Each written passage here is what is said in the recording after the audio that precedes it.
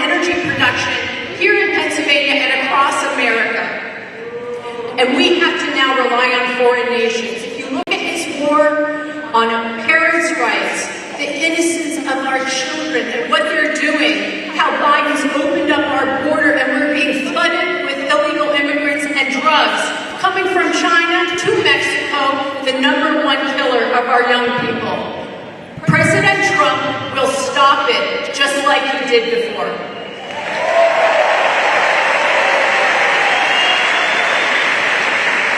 Joe Biden and the Democrats have made our cities dangerous. There's crime. President Trump will be the law and order president. Wars are breaking out all over the world because America is no longer respected. Not one more penny for Ukraine. Let Europe pay for Europe's wars.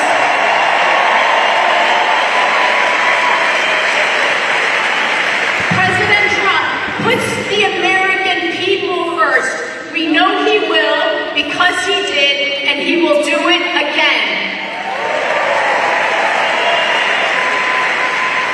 And let's not forget this. President Trump is 40% in the polls. He's up 40, and he's 7 points higher than Joe Biden right now. And with all of your help, President Trump will win in 2024 and return to the White House. Let's not forget, he got more votes than any sitting president in the history of our country. None have ever gotten more votes the second time they ran. He got 12 more million votes than he did in 2016.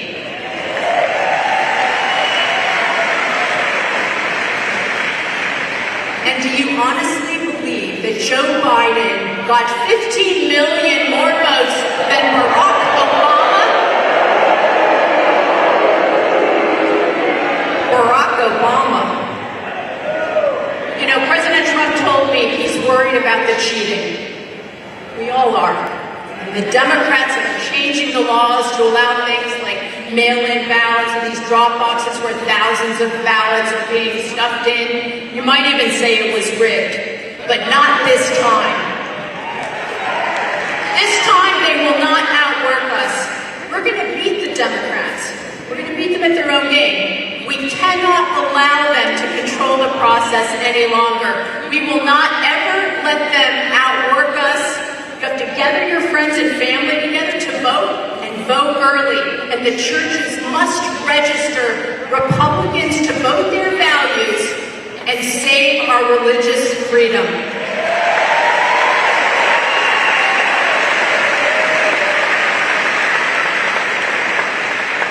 I want you to take your cell phone out, please, and I want you to go to precinctstrategies.com and register to be a committee man in your precinct. Please be a poll watcher, a poll worker, volunteer to be a ballot chaser, and gather the ballots legally and make sure that they are counted, all of them. We have to be in the room this time. Never again do we let the Democrats control that process.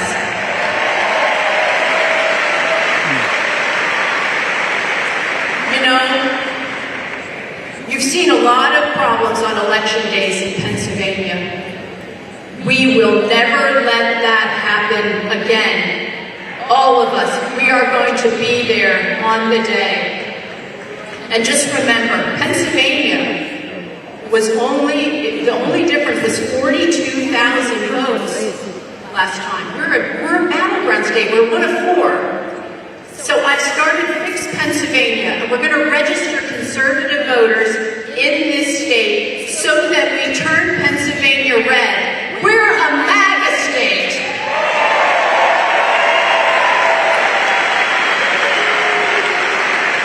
We have our tough Pennsylvania farmers and our tough Pennsylvania energy workers. And, you know, there's a reason that the Democrats and Biden have weaponized the government against President Trump, because they're scared of him. They know a second Trump administration will hold them accountable and they will have consequences. And President Trump delivered prosperity to all Americans. We had record high employment for African Americans, Asian Americans, Hispanic Americans, women. Millions bought off of food stamps. It was the best economy of all of our lifetimes. He brought manufacturing back. He fixed trade deals like NAFTA became USMCA. He brought us out of bad deals like the Paris Climate Accord and the very corrupt WHO, and out of that Iran nuclear deal. And he'll do it again. President Trump will bring back prosperity to America for everyday Americans. He will bring back the America that's the land of opportunity. And President Trump will renew that promise that your kids and grandkids can do better than you did in this land of opportunity. President Trump will defeat Joe Biden, and President Donald J. Trump will win in 2024. God bless you, and God bless the United States of America.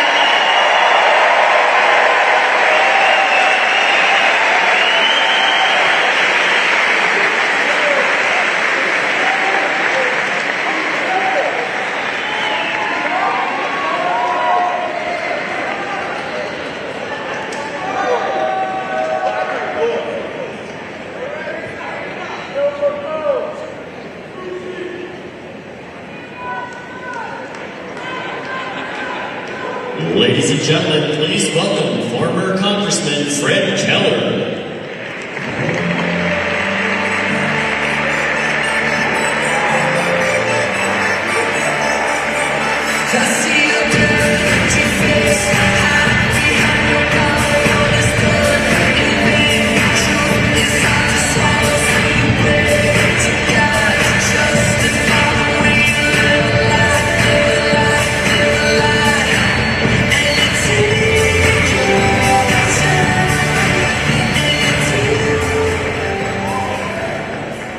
Good evening, my fellow Americans. There's no better place to be than a rally to support President Trump.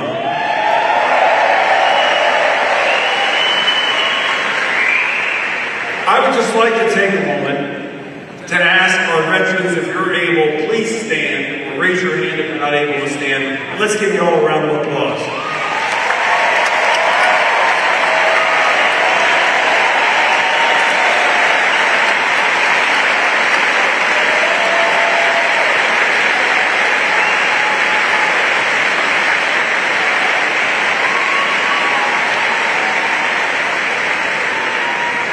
Thank you for your service.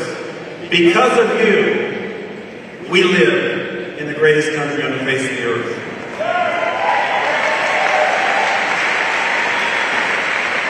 Because of you, we're able to come here to support President Trump, whose leadership we need now more than ever. Everybody talks about the Democrats being afraid of President Trump. They are afraid of President Trump. You know why they're afraid of President Trump? Because President Trump believes in all of us. President Trump believes that we can make our own decisions, that we can work together, and that we can make America great again.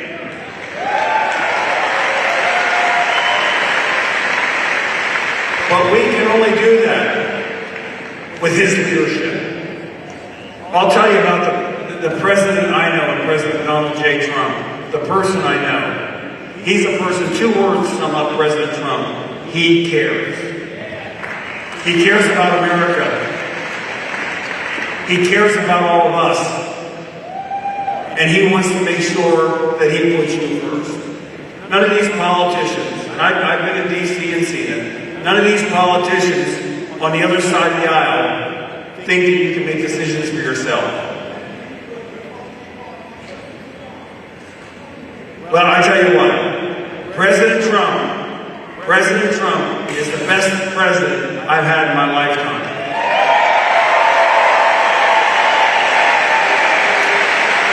Yes. President Trump believes in us. And we're going to make sure that President Trump is elected president next year.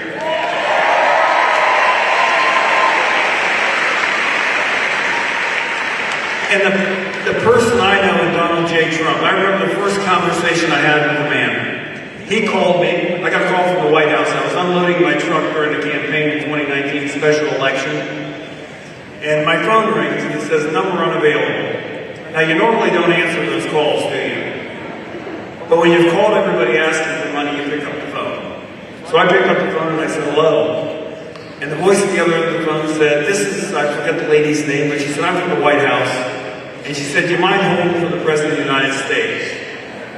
Now, I wasn't going to say no, can I call back later when I'm done unloading the truck? I said, not a problem, I'll wait. A couple seconds later, I hear the President's voice and he says, hello, Fred, this is Donald Trump. He didn't say the President, he didn't say anything else. He said, this is Donald Trump. And we had a conversation. He was talking about all the great things that were happening, bringing jobs back and these things. But he called and said, you know what, I'm going to endorse your campaign and we're going to send out a tweet. And we had a very good conversation. And at the end of the call, he said, please tell your family hello from me. That's the president I know.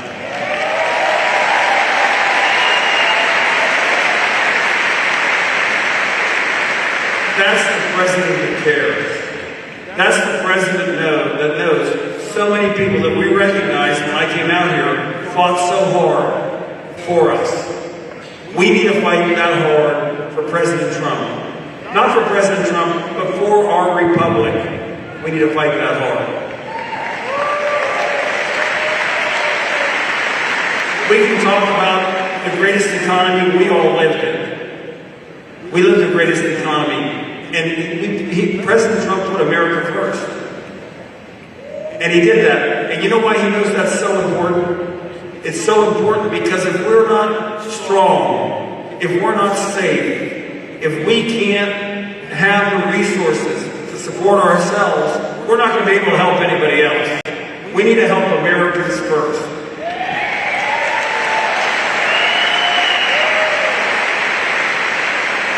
So as we go forward and we look at what's going to happen, I look at a bright America. I look at America that has so many possibilities and where there's opportunity for everybody. And I'll tell you what, my story of being the poor young kid that grew up at a point in time with no running water or electricity, to own my own house, run a business, start my own business, be able to represent the wonderful people of Pennsylvania's 12th Congressional District, and be here to help fight to get back our republic is truly an honor.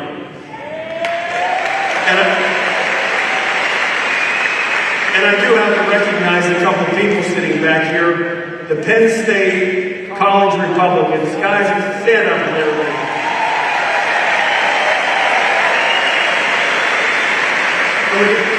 We are Penn State. I'm probably getting in trouble from the Pitt fans, but you know. But in America, we can make the choice to support Pitt or Penn State. I got to meet these young individuals. They're outstanding. That's the promise America holds. As I look out and I see the flag across the room here, you know what it reminds me of? It reminds me of the freedom and the hope that so many fought for. And think about it, we're here in Pennsylvania, right here in Erie. We're Americans, and I met some people from North Carolina and all over different parts of the country this afternoon. But we're here in Erie, in Pennsylvania, the birthplace of America. Think about that. We are the Keystone State for a reason.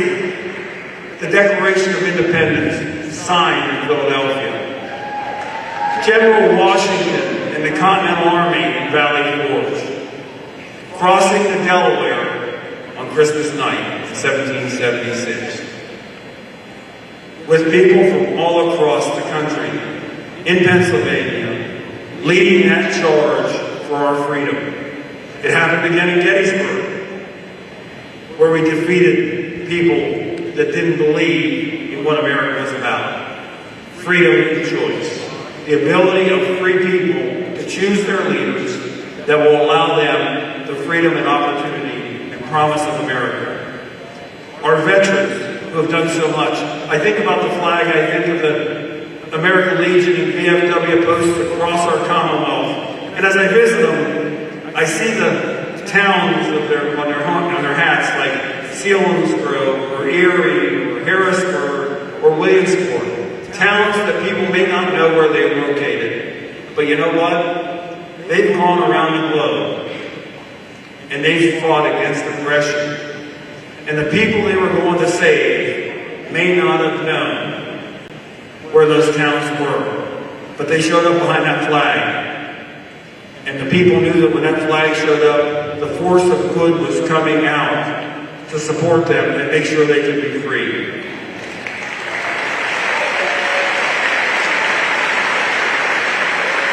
And I say that because when I see this Make America Great Again banner, and I see all the people supporting the president with the Make America Great Again hats, shirts, flags, that banner means help us on the way.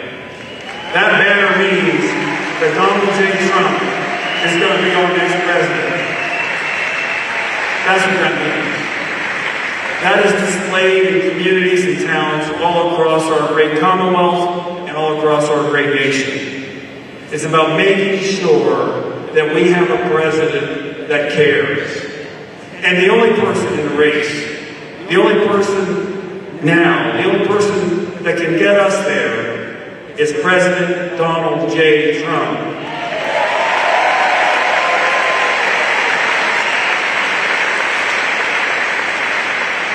So what I say is let's do like our ancestors did so many times in the Keystone State. Let's welcome people to come into Pennsylvania and help us, like the ones I met today from North Carolina and other places in Ohio and so on. Let's welcome them to come into Pennsylvania. Let's welcome them to our movement. Let's welcome them to be part of the beginning of another important step in American history. And that is the step in the battle to take back our republic.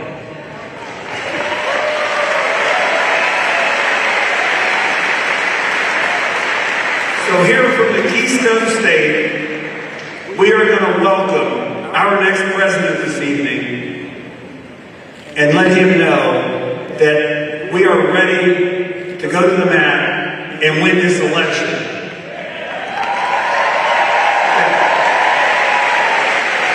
I just heard back here, somebody said again. Yeah, for the third time. How's that?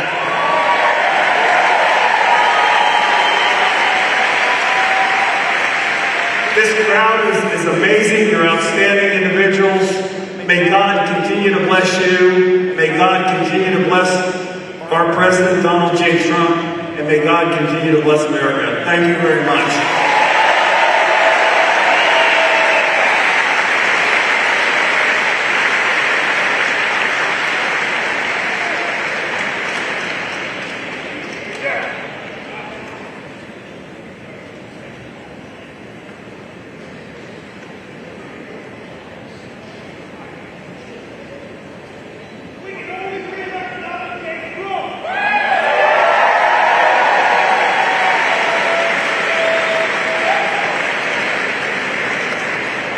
Ladies and gentlemen, from Pennsylvania's 9th Congressional District, please welcome Congressman Dan User.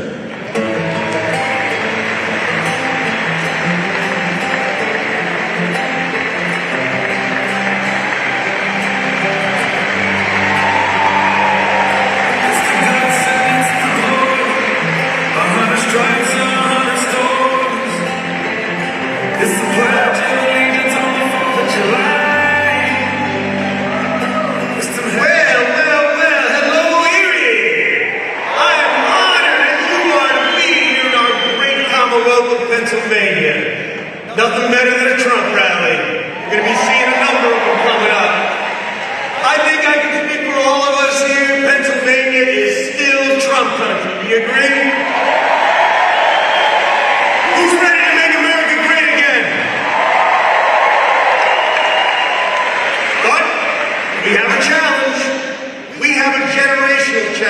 folks, but the USA, as we know, has met challenges in the past and overcome them.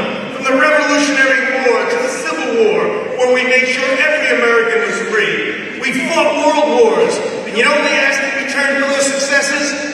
Enough land to bury our dead. We made it through a depression. We fought Vietnam. Prior to that, the Korean War, the Persian Wars. To our veterans, welcome home. Thank you so much for your service.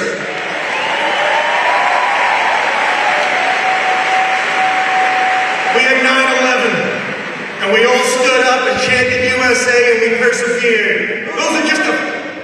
Right on. Those are just a few of the challenges that we have overcome. But now we've got another generational challenge to save America and secure the blessings of liberty for ourselves and our posterity as our Constitution dictates. Folks, we do need to add to our numbers with all patriotic Americans. We do need to maximize ballots come Election Day and prior. And we must protect the ballot, as we well know. And we must remove the Biden crime family from the White House.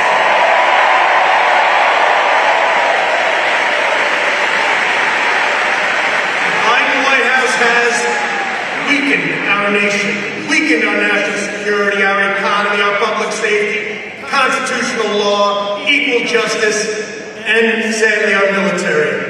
The Biden-created crises are far too many to mention here. But you know what? All of us could go from A to Z and name the crises they've gotten us into. A, the Afghanistan debacle. B, the border nightmare. C, crime in our streets. D, the deficits. E, energy crisis. F, let's go Brandon.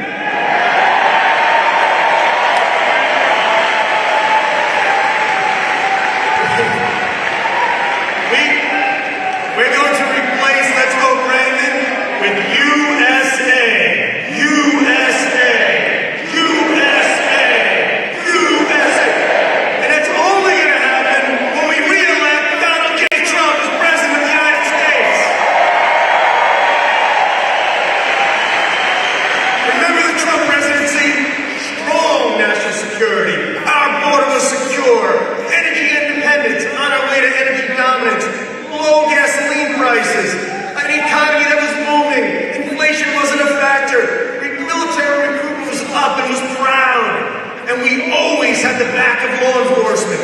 Patriotism was up, and the world was at peace. But they are doing all they can to stop us, to stop MAGA. The more President Trump goes up in the polls, the more often he gets indicted. The Biden gang is desperately trying to keep Hunter Biden out of jail and to indict their number one opponent. That's not America. That's a banana republic. And we won't stand for it. Who would? Who could? Republicans, Democrats, Independents must not stand for such unequal justice. They need to join us. And you know what? We all know damn well there will be no frivolous overreaching indictments if Donald Trump were not running for president. Well, he is, and he's way up in the polls in spite of all the injustices that are happening.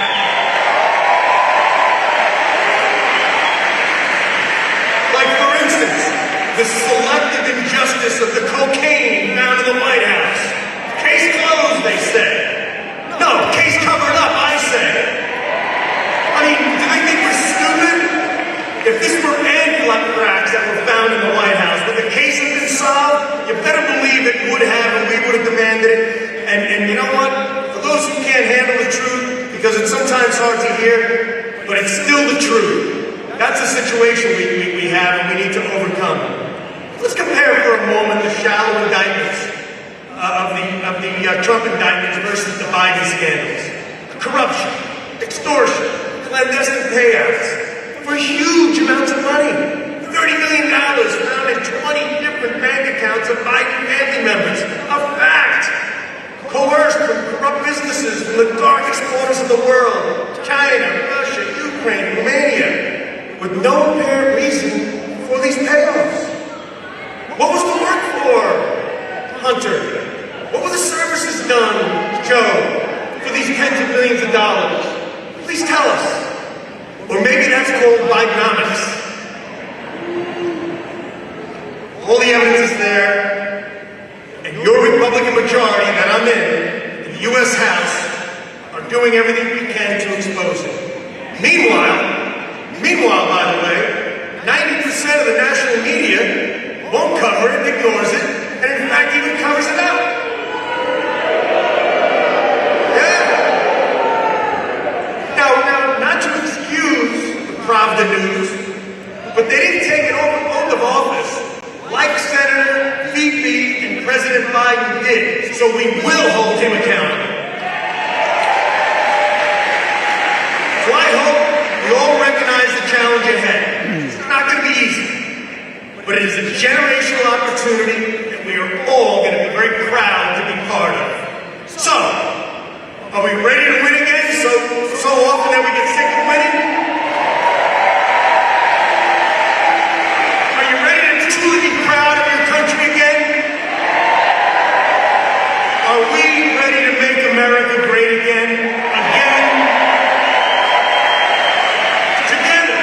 Together, we will deliver the great Commonwealth of Pennsylvania for the next President Donald J. Trump.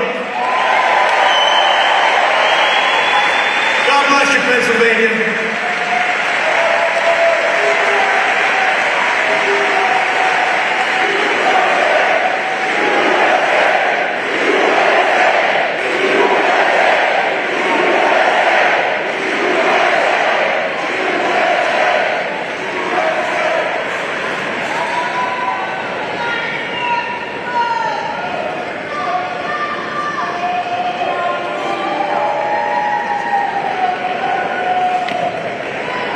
Ladies and gentlemen, from Pennsylvania's 16th Congressional District, please welcome Congressman Mike Kelly.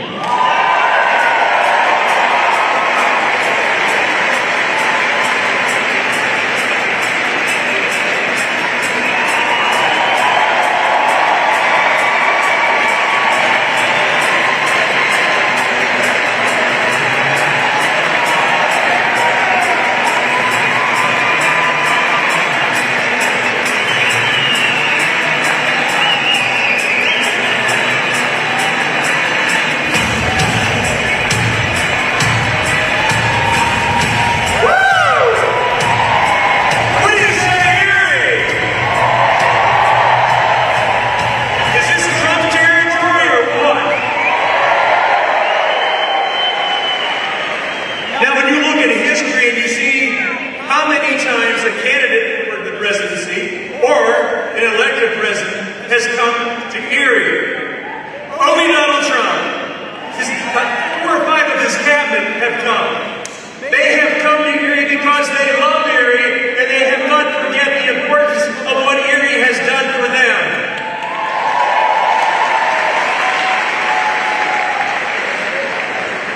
Now, can you imagine, just a short period of time, we're going to have a chance to see Donald Trump come here again.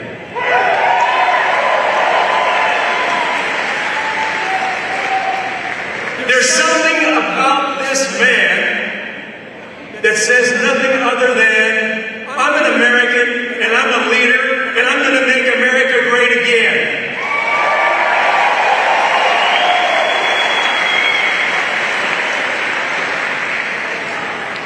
When Freddie was talking, we talked about our veterans.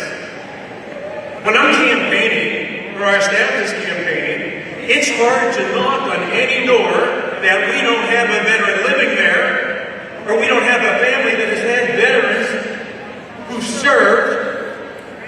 It's just who we are. We are truly red, white, and blue. But more than anything else, we are so American that our brothers and sisters who have lost their way have forgotten what true America is. They talk about things that we couldn't possibly imagine. They talk about things that just aren't right. But they're so far to the left, they're coming to the circle. Why in the world would anybody listen to these people? Now look, we've got a person in the presidency right now, and I think it's obvious to all of us, this president struggles. Oh, you gotta be nice. You gotta be nice. Listen, I've stopped at a couple of rest homes on the way up to say hi to people, so I don't want to get on him. But I want you to think about something. How were you in 2016, and what were you looking for? We were going into an election, and we had so many candidates, and people couldn't figure out who they should vote for. Then all of a sudden, a man came down an escalator with his wife.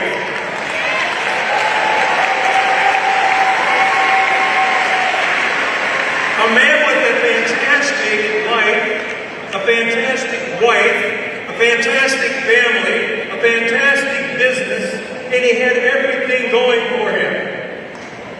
Why in the world would he leave that position and run for President of the United States? He already had everything.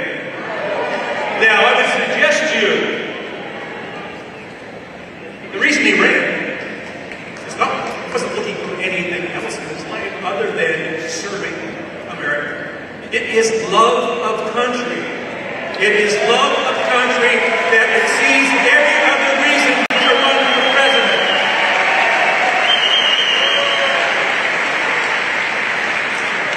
Now, my friends have been up there, they've been talking about breakfast, they've been talking about what's happened to our economy, they've talked about where we are in the world, and we've talked about all these different things, and we've got a lot of people now who have their hat in the ring for this presidency. I would ask you to do something before you ever make a decision. Look at their resumes. Look at who they are. Look at what they've done. Look at what they have never done, and then look at Donald J. Trump and tell me he's not the best person we could have leading America.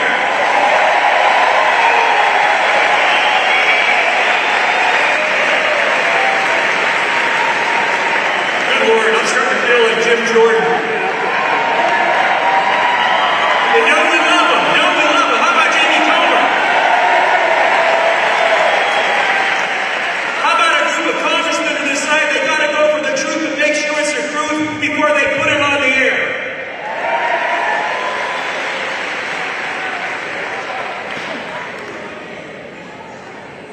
So Freddie and I always talk about our veterans. Nobody's paid the greater price. Nobody's done more. It's truly that special, that patriotic 1% of Americans who serve the rest 99% and have also been able to save the world time after time after time.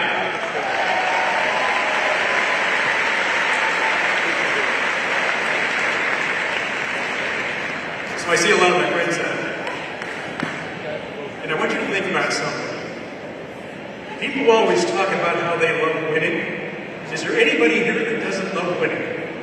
Right? If I say, do you like winning? Right? Do you like winning? Let me ask you something that's more important. How much do you hate losing? How hard is it that you will go to any extreme to keep from losing? What length will we go to? What price will we pay? What role will we play? You've got to hate losing with everything in your life.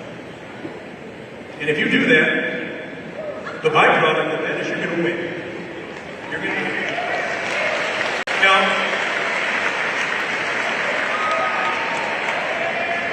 look, in a few minutes, you're going to get the greatest presidency that I have ever been alive for.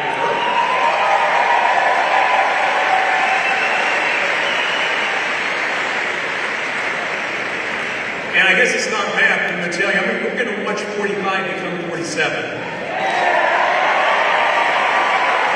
We're going to sit back and we're going to watch real Americans come together again to get a real leader in our White House, one that our country has faith and trust in, one that our enemies fear and respect, and one that will continue to lead the world to greater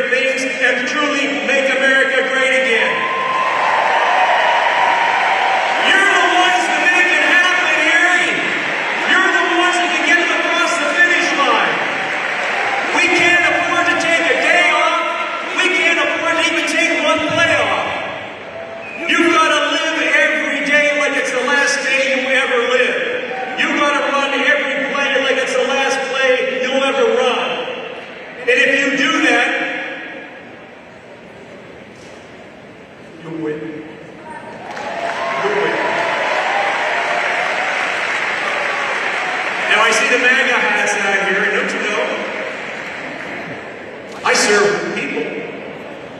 So does Danny Buser. So did Freddie. About half the people that sit in that incredible room on the House floor, and you know what they call us?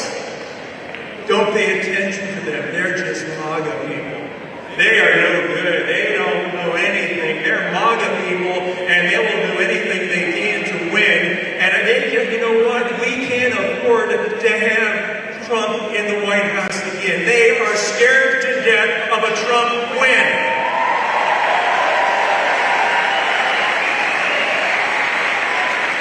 And the only way we can make that happen, and I want you all to do this when you go home tonight, find a mirror and take a long look into that mirror, and you will see the person who's going to make Donald Trump the 47th President of the United States. It is up to you.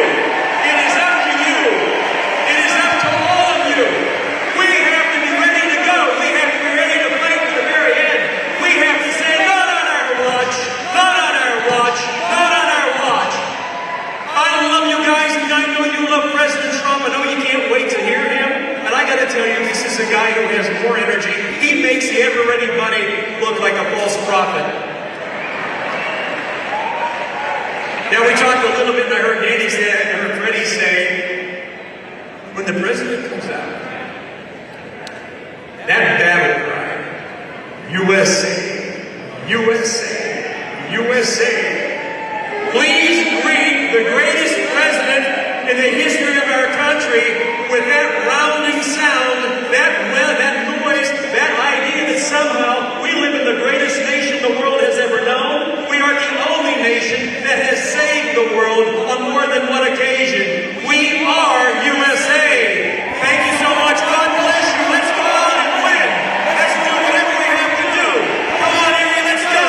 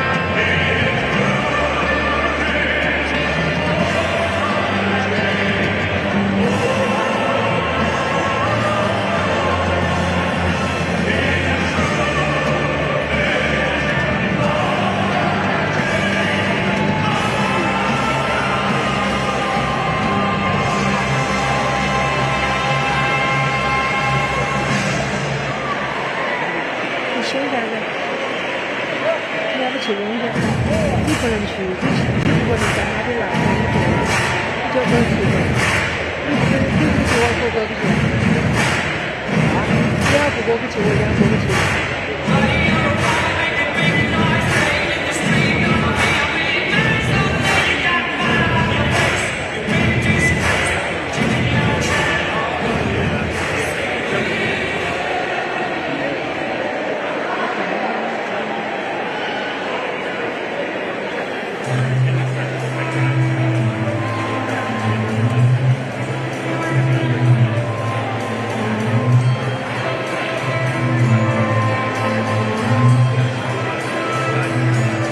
There must be lights burning bright somewhere. Got to be birds flying higher in the sky. Oh, if I can dream of a better land where all my brothers walk hand in hand, tell me why, oh why, oh why can my dream come true?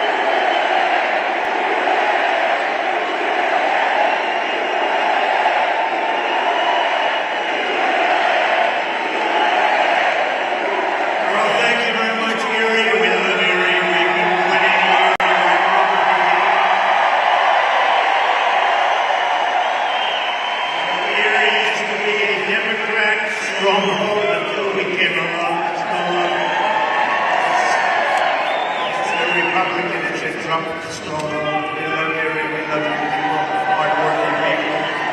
I'm thrilled to be back in the beautiful Commonwealth of Pennsylvania with thousands of proud, hardworking American patriots. For 7 years, you and I have been fighting side by side to rescue our nation from the sinister forces who truly hate it and want to destroy it. And some of those are from within. We do know that. We do know that. Now we're approaching the most important battle of our lives. With your help, we are going to win the Pennsylvania primary very easily. And we're going to evict crooked Joe Biden from the White House.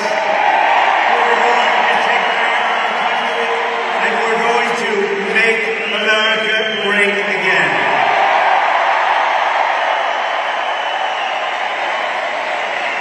Under Biden, millions of illegal aliens have trespassed across our borders. It's been an invasion. This has been an invasion. Millions and millions of people. The middle class is being decimated by horrific inflation. Pennsylvania energy workers are being brutalized by Biden's destructive Green New Deal. Green New Deal.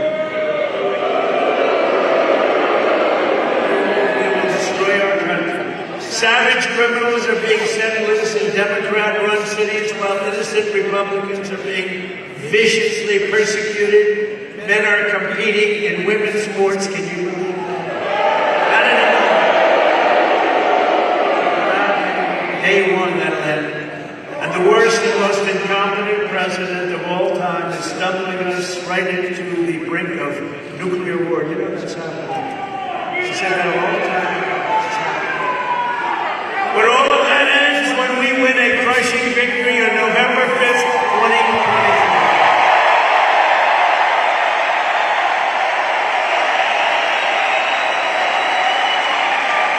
On day one of my new administration, I will seal the order. And by the way, we want people to come in, but they have to come in legally. I will save the economy, I will purge the deep state, and I will prevent World War III, which is where we're headed.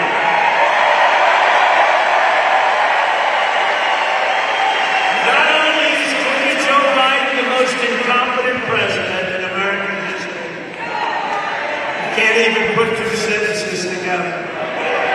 Joe Biden is the most corrupt president in American history. The Biden's colossal scams, money laundering, and criminality make Hillary Clinton look like a very beautiful angel. Just think of what he's been revealed to have done in just the last few weeks alone. A really great guy, Chairman James Comer, Senator Chuck Grassley, working with some of the finest people. They really are. Jim Jordan, so many fine people. Released a bombshell FBI document laying out a massive bribery scheme in which Hunter and Joe Biden shook down a Ukrainian energy boss. Shook them down. Energy boss, a big one, for $10 million so that, as the executive said, Hunter could protect us through his dad from all kinds of problems. Can you imagine if I did that one? That wouldn't work out too well. It was also revealed this week that Hunter's business partner witnessed Hunter put foreign business associates on the phone with Crooked Joe at least 2 dozen times. We see what happens with that. Including with the corrupt Ukrainian energy company that Joe claimed he knew absolutely nothing about. I don't know anything about it. I don't know anything about my son's business. My son's business. Remember during the debate, they said, what about your son's business? What about China? Nothing to do with China. They took in millions. But so much more money pours in, and Joe, he knew all about it. It was a big lie. That was the big lie. This is the biggest scandal in U.S. history, and perhaps the world, and yet the media doesn't want to report on it, the fake news. They don't want to report on it. They want Pulitzer Prize covering Russia, right? And then it turn out to be false. I have to turn back their Pulitzer Prizes, please. The Bidens got millions of dollars from Ukraine. Now Ukraine gets millions and millions of dollars from the American taxpayer. Joe Biden is compromised. He's dragging us into a global conflict on behalf of the very same country, Ukraine, that apparently paid his family all of these millions of dollars. In light of this information, the U.S. Congress should refuse to authorize a single additional payment of our depleted stockpiles. Did you see last week? Last week, he said, we have no ammunition. The United States, I rebuilt the military. We had so much ammunition. We had to buy massive storage bins for it. It's almost gone. First of all, that shouldn't have happened. But who would release that? Who would say that? That was classified information, wasn't it? But the weapons stockpiles to Ukraine until the FBI, DOJ, and IRS hand over every scrap of evidence they have on the Biden crime family's corrupt business dealings. We have to know, and the public deserves to know. In addition, Congress should immediately vote to block Joe Biden's recent roll-up of reserve forces. We're sending their troops over to Europe to fight. We're sending troops to fuel this escalating conflict. Not a single American life should be put at risk because crooked Joe Biden has been illegally paid off. He's been paid off. He's a corrupt president. And you know what? I would have never said that. I have too much respect for the office of the presidency, and I never said that. I can't say great things about him because he's been a horrible president, but I would never say that. But you know what? Now we have to take the gloves off because they took the gloves off.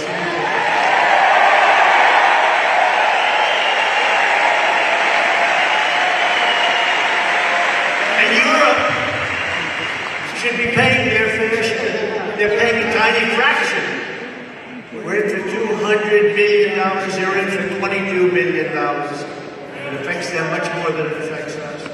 Also last week, two highly credible whistleblowers from the IRS, including a self-described Democrat, testified that the corrupt Department of Justice obstructed the criminal investigation into the Biden's gigantic violations of taxes.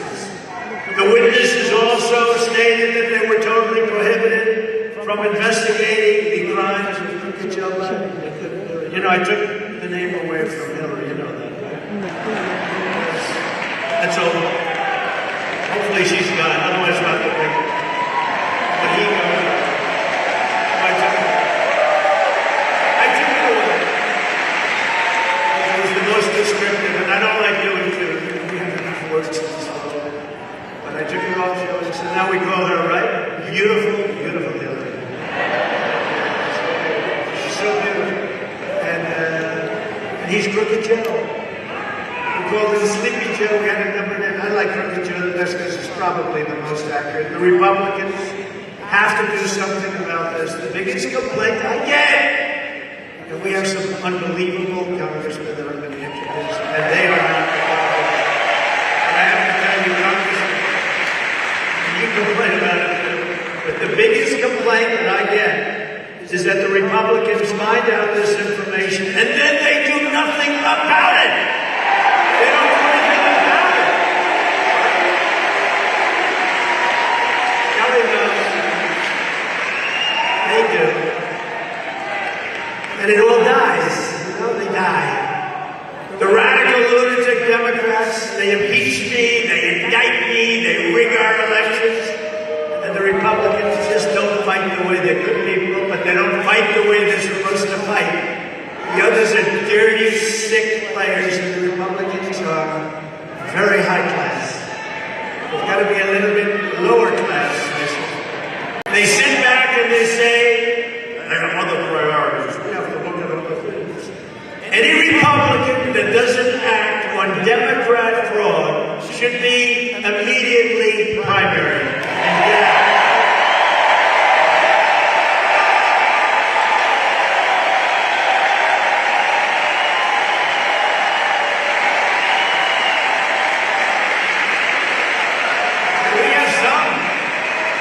Show them the fact, 10 million here, 10 million there, this came in, that came in, that came in, oh, this came in. But we have to worry about other things. You don't have to worry about other things. You got to stop it. You got to stop it.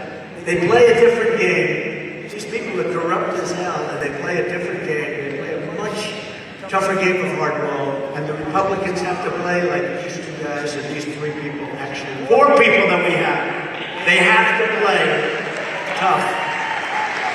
And they have to be, and honestly, and if they're not willing to do it, we got a lot of good, tough Republicans around, and people are going to run against them, and people are going to win, and they're going to get my endorsement every single time, and they're going to win because we win almost every race. When we win the election, a little more than a year from now, I will appoint a real special prosecutor to expose the monumental corruption of the Biden crime family.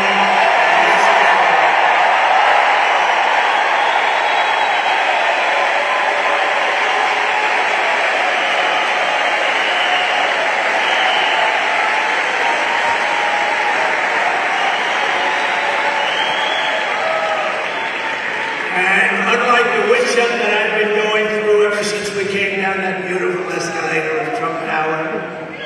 They will be properly prosecuted, I promise you that. They will be looked at. Everything will be very fair, of course. But if they're guilty, we happen to think they must be quite a lot of money taken into people. Took in millions and millions. And they say they're not. No, they have to be. We have to bring our nation back. We have to bring our borders back. We have to bring our fair elections back. We have to do it.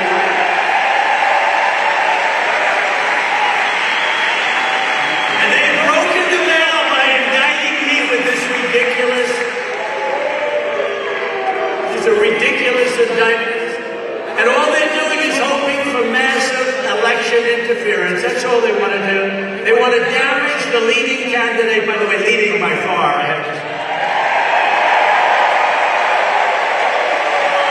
DeSantis is gone. DeSantis is gone. He's just about over. I think if he ever made a comeback, it would be the greatest comeback in political history. He's gone. I endorsed him. He was gone before I endorsed him. I endorsed him, you know that, right? I endorsed him. I said, all right. He came in crying, please, you'll do it. I said, you couldn't get, you're so far behind, you couldn't win if George Washington and Abraham Lincoln came back from the dead. You couldn't win. No. Sir, if you endorse me, I'll win.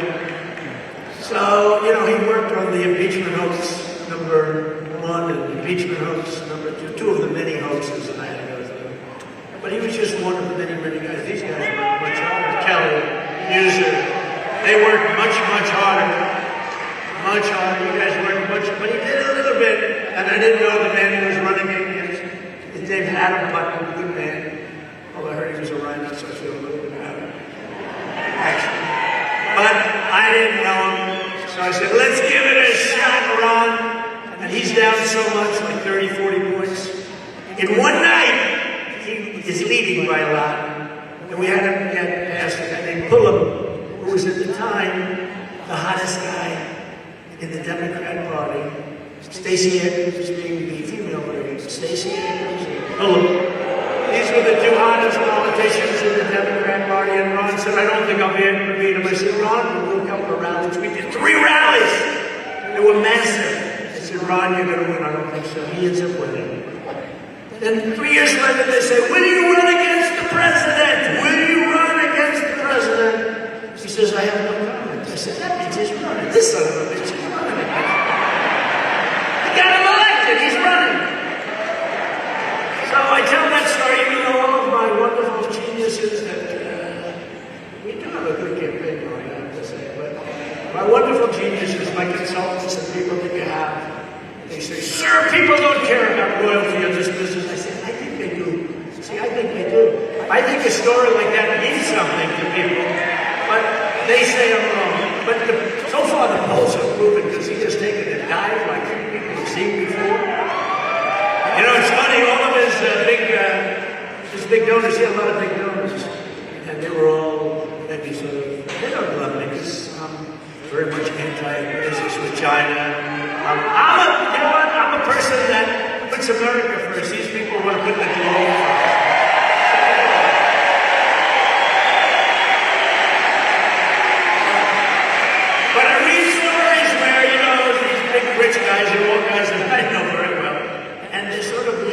support him, and they're going with him, and you know, this is like 6 months ago. They're going to go with him. I think they're going to go with him because he's a globalist, basically, right? He's a Paul Ryan disciple. Anybody a Paul Ryan disciple, you don't want to believe it. The guy's a loser.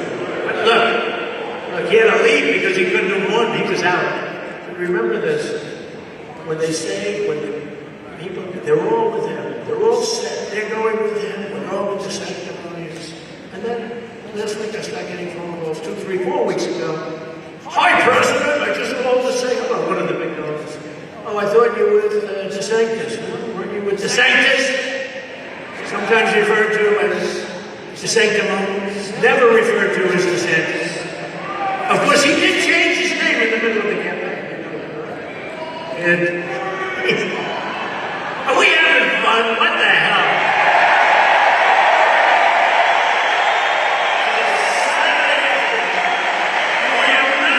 We got these great congressmen. We gotta make sure they're in good shape and they love me. They actually don't need any of my help. They're here because they love me and I love them. They don't need my help, these guys. But you know, so they call up these rich guys. They call them. I'm richer than they are. But they call up and they say, and I'll put as much money into the campaign as I need. Believe me, if we need to do it, we need to do it. You know, the money that comes in is small money. It comes in for us. No Republicans ever had that. Millions of dollars of small money. We're $31. I think it's a $31 to $61 average. And that means people love us. And by the way, those people love the rich guys are in the south of France, so they just get money for obvious reasons. But now I'm getting calls from guys that I read about from 6 months, and I didn't care. It didn't matter to me. But they were going with him. You're going to change. They want to change. We want to go back to what we had for 4 years. We had something that was just...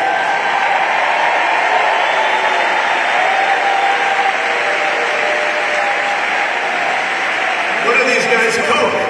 Ever hear of Coke? So Coke, he says, a couple of months ago, said, I had the best 4 years I've ever had during the Trump administration. I believe I'll be supporting DeSantis. I said, what the hell is that about? The guy admits, maybe that's called inheritance. The guy admits, he said, the best 4 years he's ever had. He's going to support. But so now they're all calling me, and they go like this, ring, ring, so-and-so's on the phone. President, I was just calling to say hello. I said, you mean you're just calling to say that you've been looking at the recent poll numbers? I said, and that's stupid. They see what's happening. So he's lost all of it. I think he's lost every high roller. And they say, what's his problem? I said, he's got no personality. I could have told you that a long time ago. A politician needs a little personality, but I think he's over. And you know, we just got some polls. We're going to go over the polls in a couple of seconds. Remember when I used to do the polls? Remember? But I only did them when we were doing well. When we were doing poorly, I never talked about polls. I said, what polls? But most of the part, we were just doing pretty well. But I only did, but we have one where Ramaswamy is now leading him. Ramaswamy. You know why he's leading him? Because he says Trump's been a great president. I like guys that I'm running against that say I've been a great president. Well, Ramaswamy. So it's been an incredible time, but all of these high rollers are now calling you, sir, I'd love to have dinner with you. I said, you didn't want to have dinner 6, 7 months ago so much. But you know you're doing well when all of those guys are calling, and they're not giving him very much. I don't think they're giving him anything. They're giving him a lot of nice talk. Keep working. You're doing wonderfully. No, last night he had a very bad reception, very, very bad, in a state called Iowa. Very important, first in the nation. We kept it there. I kept it there. You know, I got the farmers, Pennsylvania, Iowa, all over. $28 billion from China. I got the farmers $28 billion, and I made a very bold statement. I said, let me tell you. First of all, I think we're leading in Iowa by 39 points. It's a lot. But I said before I started, I said, there's no way I lose Iowa, Nebraska, Pennsylvania's big farm stuff. There's no way I lose any of these things because I got them $28 billion to China. And many of you, if you're a farmer, you can raise your hand because I know you opened up big checks. Who else else is going to get you 28 billion? I took in hundreds of billions of dollars from China. No other president took in 10 cents, nothing. But I got out of the hundreds of billions of dollars, I went to the Secretary of Agriculture, Sonny Perdue. I said, Sonny, let me ask you a question. How much hurt did China put on our great farmers? Comes back 3 days later, he asserts about $28 billion over a 3-year period. I said, that's okay. We're going to give $28 billion to our farmers. Who the hell else is going to do that? And then you think I'm going to lose it? So I said to the fake news back there, I said, I got the farmers $28 billion. You think they're going to vote against me? I don't think so. I don't think so.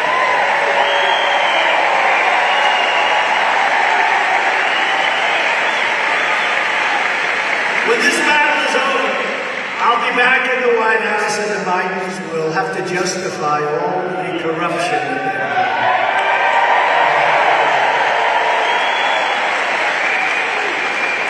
Everything they can to ruin this election, just like they ruined the last. And look at what happened to our country. Look at what happened to our country. They tried to do damage right from the day I came down that escalator. They did damage before your very eyes. Joe Biden is hard to believe this, because I almost don't believe it's him. I'm telling you.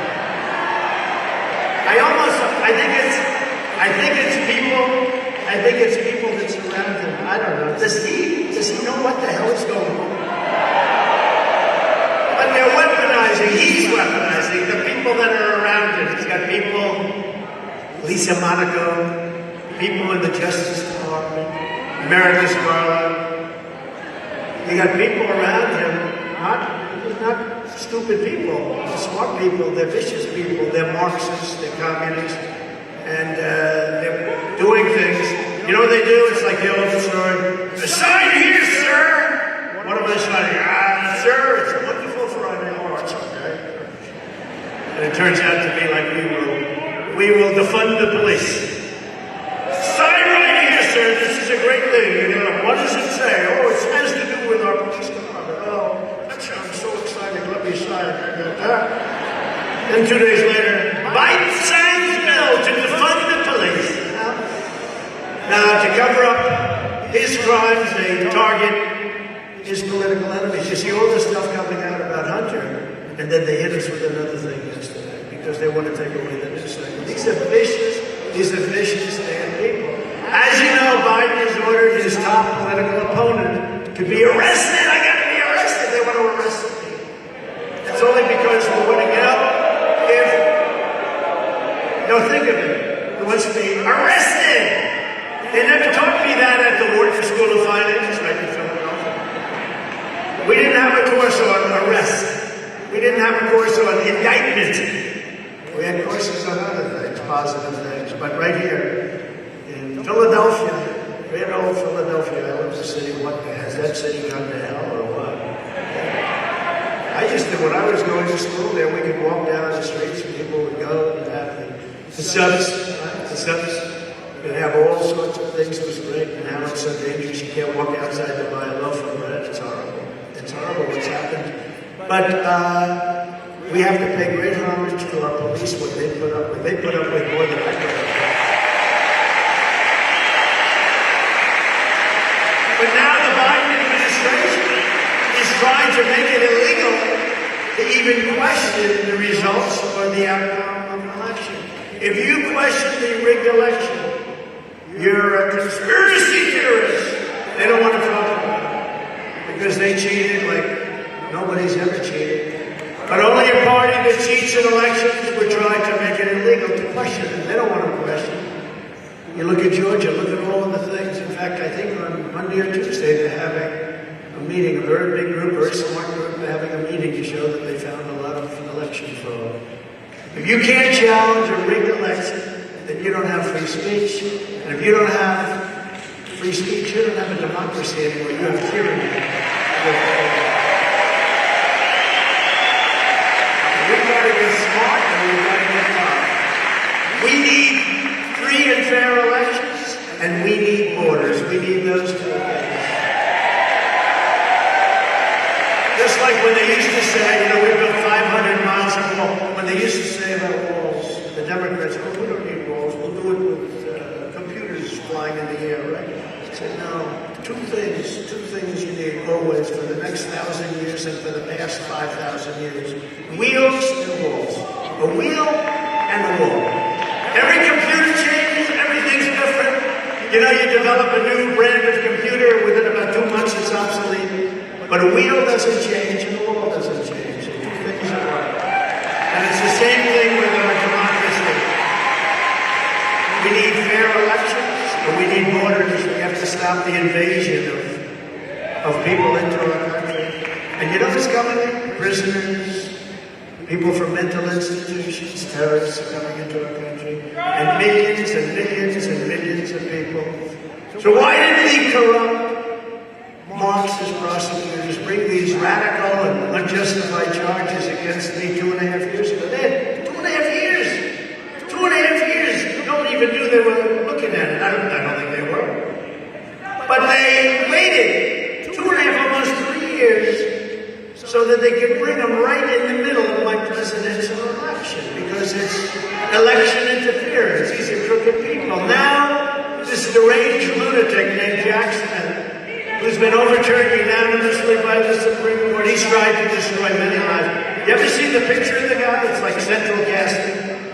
Deranged Jack Smith and the DOJ will probably bring another case along with the DA. We have a racist DA and crime-ridden Atlanta.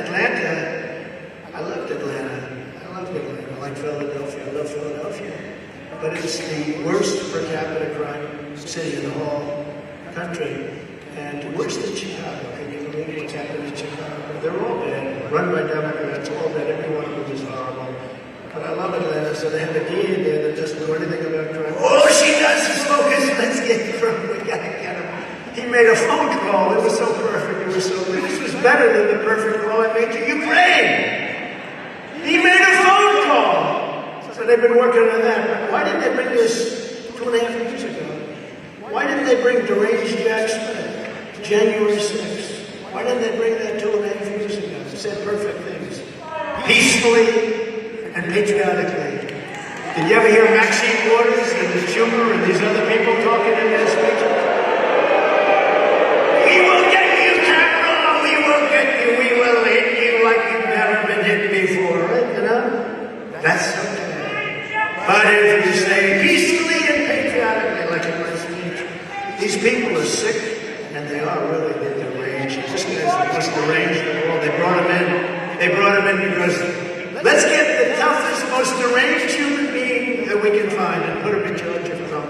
Because they want to take away our election. We're leading Biden by a lot. And they want to try and demean and hurt us, all of us. You know, they're not indicting me, they're indicting you. I just happen to be standing in their way. That's all it is.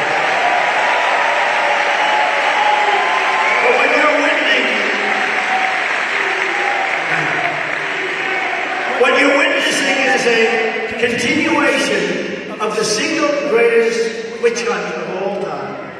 This is prosecutorial misconduct, and its primary purpose is to steal another election.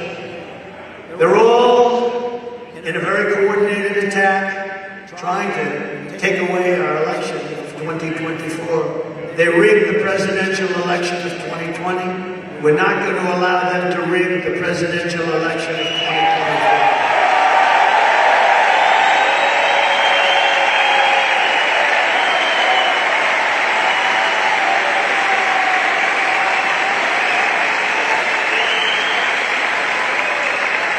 Every time the radical left Democrats, Marxists, communists, and fascists indict me, I consider it actually a great badge of honor. It's a great badge of honor. Because I'm being indicted for you. She's saying, that's good, thank you. And I believe the you is more than 200 million people that love our country. I believe that. 200 million people. And never forget that our enemies want to stop me because I am the only one who's going to be able to stop them. These characters that you're watching up there, they're not stopping it. you know what? They'll be hit. The first day in office, they'll make up a witch hunt about it's not going to be just sanctimonious, he said, but, you know, take any one of them. They'll say, did you know this or that? They'll give it to the fake news. Like the report, the dossier, the fake dossier. Remember the fake dossier was all fake?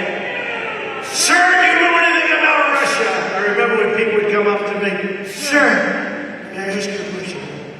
Do you know anything about Russia? No, not really. What's wrong with Russia? What's going on? This is during the campaign, previous to winning. 2015. Sir, you know anything about Russia? Like after about 6 guys said that, I said, what the hell is going on with Russia? They set up a fake story about Russia. They checked phone calls, millions of phone calls, and they made none to Russia. They went through a whole thing. After 2.5 years, they had 18 radical, think of it, they had 18 radical Democrats. They found no collusion. It took 2.5 years. They spent $50 million. Now they're going through, they've spent $28 million on me on the boxes house. And Biden has about 20 times more boxes than me. They spend almost no money on me. It's a weaponized system, and it's a two-tier system of injustice. If these corrupt persecutions of our people succeed, they will complete their takeover of this country and destroy your way of life forever. And you know what? Once that happens, this country's going to be in turmoil. There's really no coming back. We have one chance to save it, and that chance is called 2024.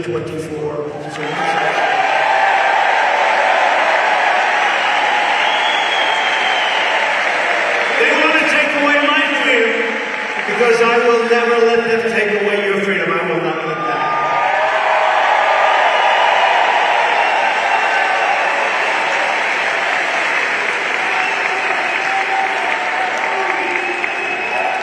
I could have been home right now. I could have been playing golf. I actually hit the ball quite well. Very well. You know, if they gave me a test based on distance and things, they should do it. Because, Joe, I don't think you can reach this. I think a long drive would be that gentleman would make America great again, sure.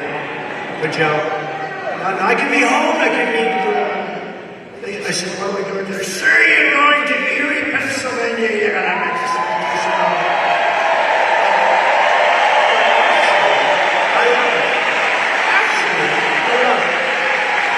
I love it. I do love it. I love you and I love the people because you've been so supportive. I mean, really, you really have been amazing. You have been amazing.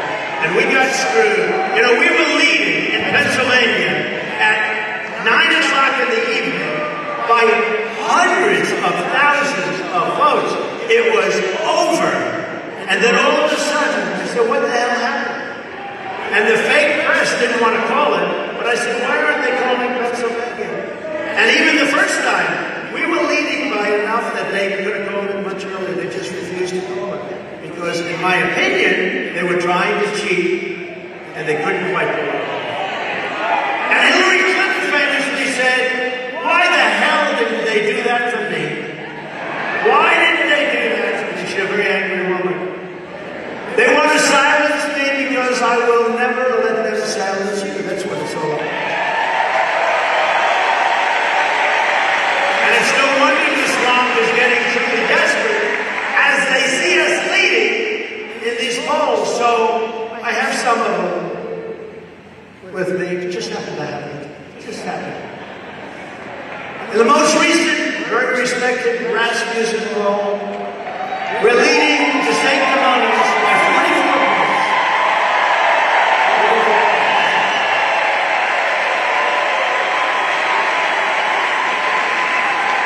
We're leading by 44 points, 57 to 13. Mike Pence is at 5.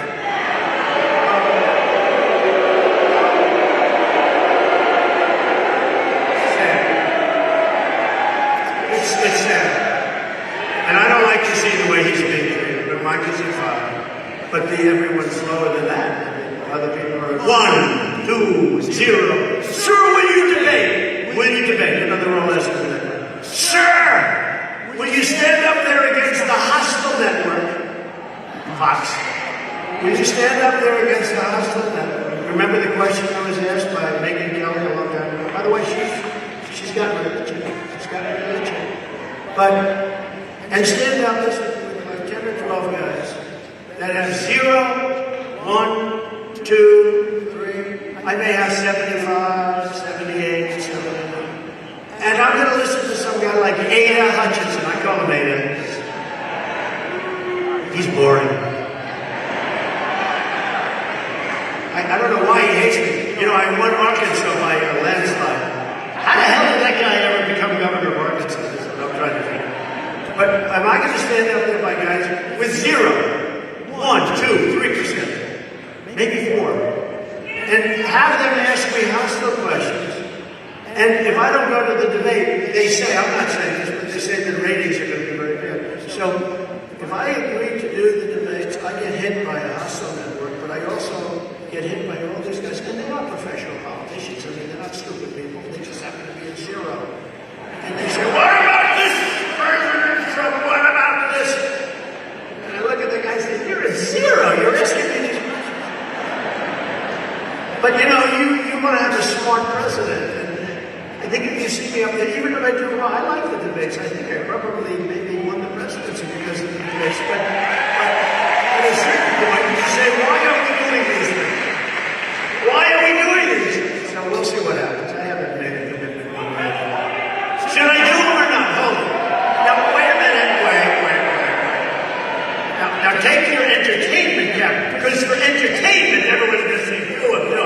But now put on your political cap, right? We have to save our country. We have to win.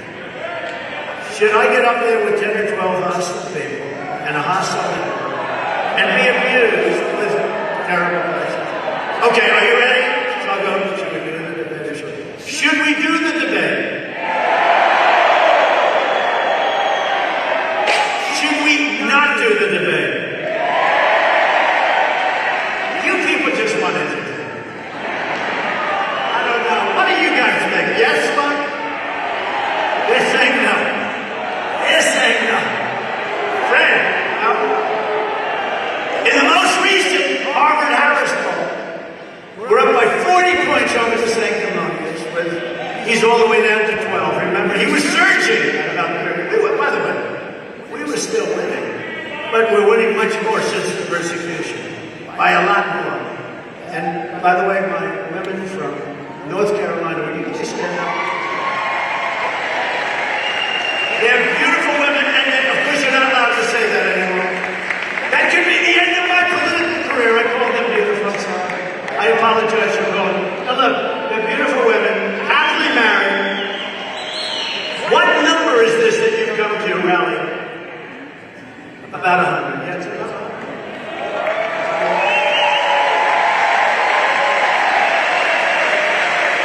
And sometimes they bring their husbands.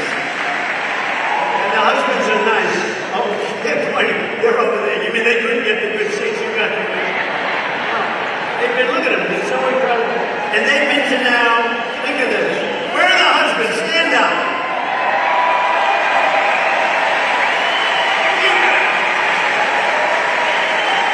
They put them in the bleachers. That's good. Well, they're great families. North Carolina. Thank you very much. Oh. The front row Joes, please stand up. These people. You are so amazing. So we're really, we're going to start this whole thing. We did this a little bit early because we wanted to get it. It's hot, it's miserable, it's dog days, they call it. But we're going to be really heavy hitting around October. And we're going to remember you in October. You've always been there for us in good times and bad. Front row Joes. Thank you. They come out here sometimes 5 days early to make sure they get seats. So we love you. We do. Thank you very much. All of you. Thank you from North Carolina. In the most recent Harvard-Harris poll, we're up 40 points with Trump at 52 and DeSantis at 12. And actually, it's very interesting because there's a lot of people on his heels, and we're dominating Biden in the general election very importantly. We are at 45, and and he's at 40. Don't forget, the Democrats start off with a big advantage. They think they have the unions. I happen to think the unions, the workers, except for the corrupt officials that head the unions. I mean, I've seen unions where the guy's a total Democrat, there's nothing you can do, and they end up getting fired because they endorse Hillary or they endorse Biden. But we have a lot of the people in the unions with us. I think we have largely the majority. But they have civil service and they have understanding people. I don't want to go into it exactly because people say that's not a nice thing to say. But they have a base of 35 or so. And we start off with nothing. You got to win that whole East Coast. You got to do exactly as we did, and actually as we did twice. We did it twice. We have to do it now for the third time. But we're up 5 points, and very importantly, because you know they keep talking about the independent voters, we're up 18 points among independent voters over Biden. And in the newest, this came out, Echelon poll, the Echelon poll of swing states, we're trouncing Biden by 7 points, and the big new premise poll, we're beating Biden by 43 to 39, with DeSantis losing to Biden 33 to 38 in other polls. I'm leading Biden by 6, 7, 8, and 11 points, while DeSantis is losing to Biden in every single case. And when asked, and this is very important because it's the economy, stupid, right? It's the economy, stupid. We've heard that line for a long time. There's a lot of truth to it, but I think in this case there's a lot of truth to borders, and there's a lot of truth to militaries and not doing what we did in Afghanistan because we have an incompetent leader. Getting out is fine. Getting out with dignity and strength, not stupid. The stupid, most embarrassing thing ever in our country's history. When asked who's the best to improve the economy, it's Trump, 54, to DeSantis, 18. In Iowa, we're leading 55 to 11. In New Hampshire, great state, we're leading 59 to 12. And in South Carolina, we're leading 65 to 10. We're leading by a similar number in Nevada. We're doing great. Nevada came out, like 65 to 10. We're leading by a lot. And we're going to keep it that way.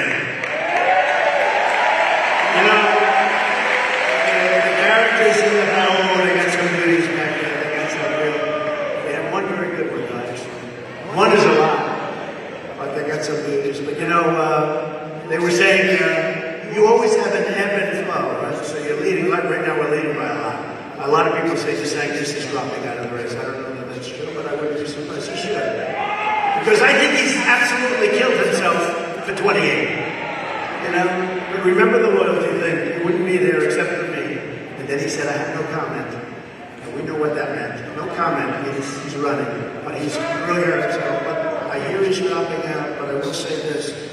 We're going to make this country so strong. We're going to make our country so strong. We're going to have so many countries again. We didn't have war. Russia respected us. Putin respected me. Putin would never have gone into Ukraine. I would never, ever, ever. I knew him very well. You know, the fake news hates when I say I know him well. They hate when I say I got along with him. No, it's good to get along. They have more nuclear weapons than us, or just about the same, but a little more than us. Can you imagine? They have big nuclear weapons. Nobody ever talks about that. They talk about the war. They never mention that. And it's a very dangerous position to be in. We're in a very stupid, dangerous position right now. And you know what? If Europe doesn't start paying for this, can you imagine with us being at 200 million and then being at 25 million? Can you imagine? How stupid. How stupid. How stupid. We can't have this. But Putin would have never gone in. And it was the apple of his eye. I talked to him about it a lot. I said, Vladimir, don't do it. And then I said things to him that you don't want to know, but I said, it's going to really be bad. It's going to be so bad for you if you do it. And he never did. He said, you wouldn't do that. I said, yes, I would. He said, you wouldn't do that. I said, yes, I will. I'm telling you, I will. And he didn't believe me, but you know what? He believed me 10%. That's all he needed. That's all he needed, 10%. And you know what I'm talking about. The three of you know exactly what I'm talking about. Same thing with President Xi and Taiwan. You look at what he's got ships circling, he's got planes. They didn't have planes flying over Taiwan. They didn't have ships with me. And I told them, don't do it. If you do it, it's going to be really bad. It's going to be so big, you have no idea. And again, look, we're 9,500 miles away. They're 70 miles away. Okay? They're 70 miles. But I don't want it on my watch. It wouldn't have been on my watch, I tell you right now. And I said to him very slowly, I said, don't do it, because if you do it, here's what's going to happen. He said, no way. He said, way.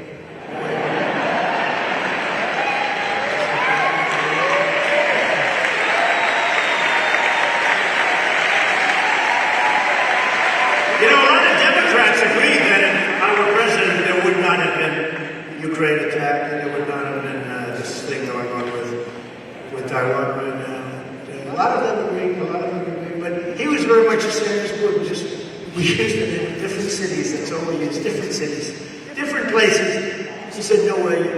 I said, "No, okay." And he didn't believe me. He also believed me. But I tell the story about France. They were going to put a big tax on, big tax on the United States. We're going to tax them. You know, France is difficult. Macron is a great guy. I think he's a great guy, but he's a wise guy. And they said, tell you what you do, give it to Mnuchin. See if you can negotiate, because we're not going to have our companies pay tax. It's a big tax, by the way. If you're an American company, you do business in France, they want to tax the companies. That's not fair. But do you think Biden would think that? Biden wouldn't think at all about it, because, by the way, they're now imposing it on Biden. So I gave them 2 weeks. I said, do it. I don't want that tax on it. Bullshit. And you know what? They went out, came back, sir. They passed it. And I don't think there's any stopping it. They said, why do you say that? They got 2 more days. They came back. We can't stop it. They called up Macron. And they said, Mr. President, yes, I like you so much. I said, thank you so much. And I do. I get along great with the guy. It's a little bit, that's okay. I get along great with the president of Mexico. He's a socialist, but I have a lot of respect for him. He did great things. He gave us 28,000 soldiers for to stop people from coming. But I said to Macron, you can't put the tax. Oh, no, I'm sorry. I have already done this. Just passed on the equivalent of legislation. And I'm so sorry. But I haven't done this. I said, no, you haven't. Oh, no, you don't understand. Yes, I have. I said, no, you haven't done it. Because if you have done it, I am going to impose a 100% tax tariff on all wines and champagnes coming into the United States from France. And he said, no, you cannot do that. That would not be fair. Every single bottle of aircraft that comes into this country will have a 100% tax, champagnes and wines. You have 5 minutes to tell me what you want to do. I will call you back. Calls me back in 2 minutes. We have decided to end the tax on American companies. Now, do you think...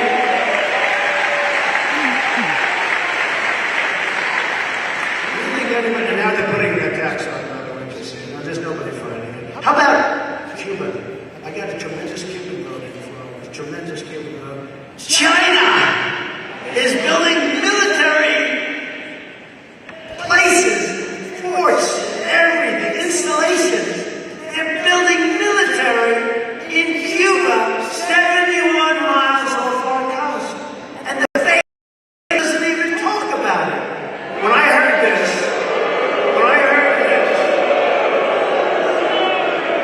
and for Cuban Americans, with that happening, you can forget about everything. Bring back to Cuba. China's taking over Cuba. And Biden doesn't do anything. The reason he doesn't because he's compromised. He's taken in so much money from China that he's afraid because they know how much money they've given and he can't have them reveal that to the courts and to Congress and to Jim Jordan and Jamie Comer. He can't have them reveal it. So he's sitting there. He's a totally compromised president. He is a Manchurian candidate, okay? Now think of it. Can you believe they are building military installations in Cuba and hardly any? When I heard that about 3 months ago, I said, this is the biggest story. This is going to blow up. There's no way. I will get them out with it. 48 hours. I think within 48 hours. I think they will leave. And I have a very good relationship with President Xi, which was greatly disturbed with the China virus, I must be honest with you. Before that, you know, we made the greatest trade deal ever with China. They buy $50 billion worth of our product. And we took in, you know, hundreds of billions of dollars of tariffs. No other president took in 10 cents. Hundreds of billions. We did great with them, but I had a lot of respect for me, a lot of respect for me, a lot of respect for our country. They no longer respect our country. You saw Janet Yellen the other day bowing. They don't respect that. They want to deal with toughness. They want to deal with strength. And that's the only way you're going to make a deal with them. They are ripping our country to pieces. They're beating us economically. You know, China was going to take over in 2018 for 25 years. The economists will tell you. For 25 years, they've been saying China will overtake the United States in 2018. And it was happening. It was going to happen in 2018 until I came along. We doubled them up. We put taxes and tariffs on steel. They were dumping steel. We put 100% and 50% tariffs on steel. And we saved us. The people that like me the most in this country are people that have steel. Anything to do with steel. Because we wouldn't have one open steel mill. If we had to fight a war, we need steel. If we have to fight a war with China, we need steel. You know who we need the steel from? China. Let's go. We're fighting a war with China. Let's buy our steel from China. How does that work? No, we did a great job. We did a great job. We had the greatest economy in history. We're crushing Biden in the swing states. Georgia and Arizona and Ohio were up by a lot. We're up by a lot. And up by a lot in North Carolina. There's nothing that's going on. We're up by a lot in North Carolina. Up by 8 points. A poll just came out a little while ago where I'm leading the sanctimonious in Iowa by plus 30 points. In New Hampshire by plus 32 points, and in South Carolina by 34 points. And a poll just came out in Ohio, the great state of Ohio, I love Ohio, where I'm leading by 52 points and beating Biden by 10 points.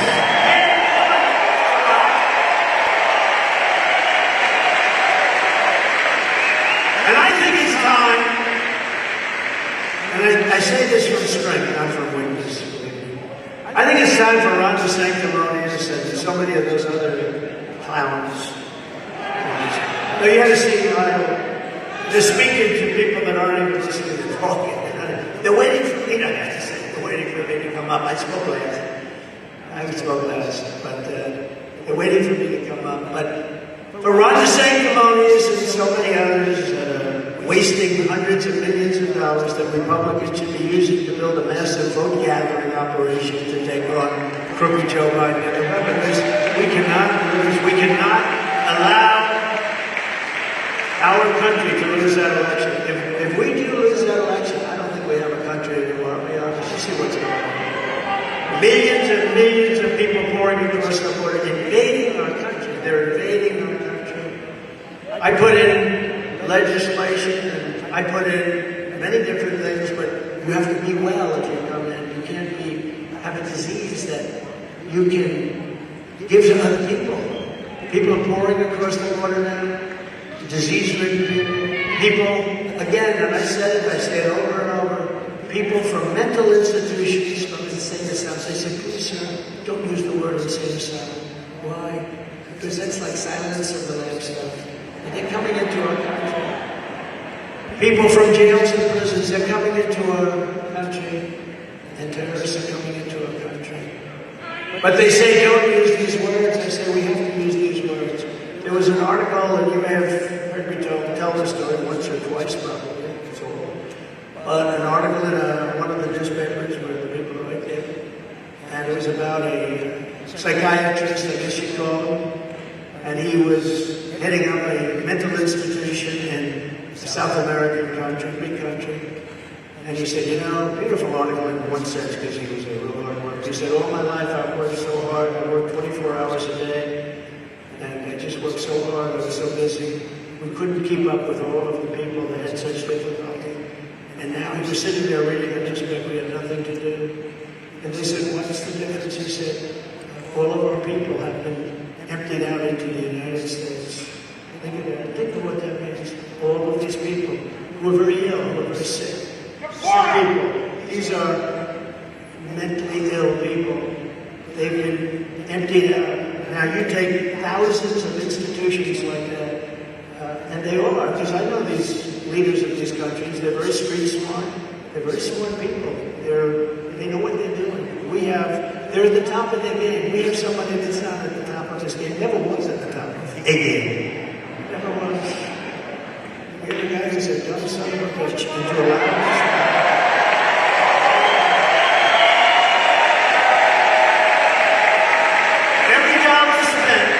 Attacking me by Republicans is a dollar given straight to the Biden campaign, if he makes it. I don't know if he's going to make it.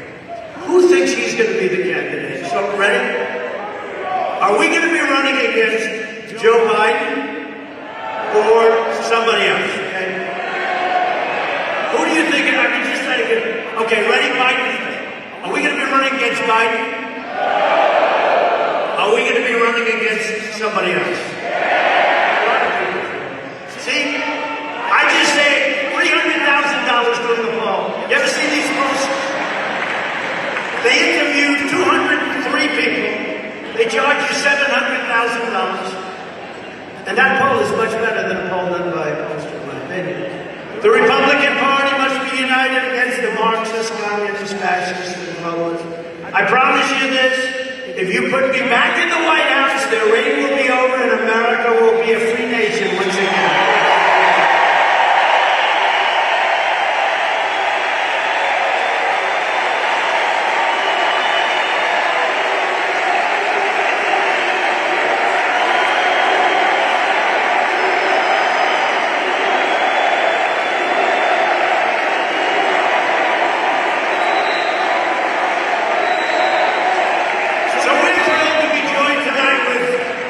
Some real warriors.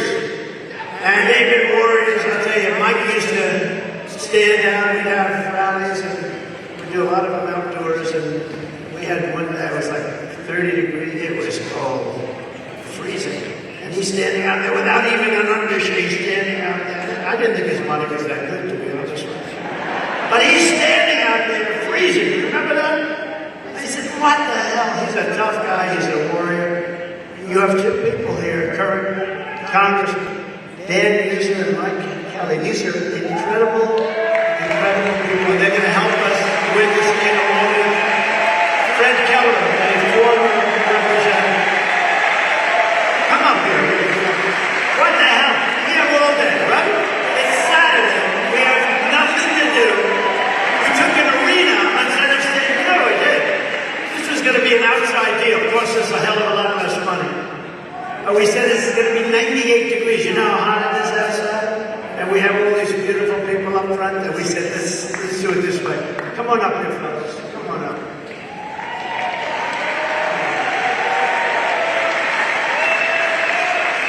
They're great people. These are fighters. They know how to fight. They're tougher than Democrats. We have a lot of them that aren't, unfortunately. Mike, say a couple of words.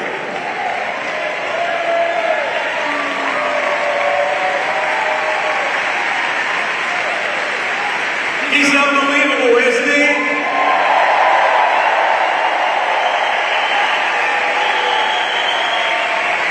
With all he's accomplished in his life, why is he willing to put everything on the line again to be president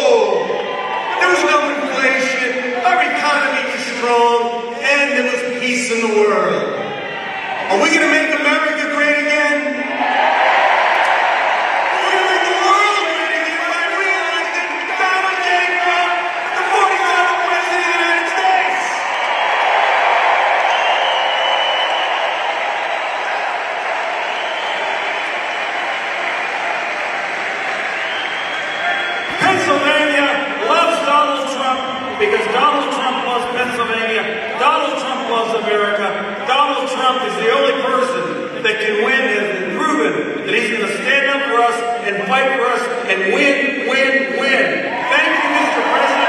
We're here for you.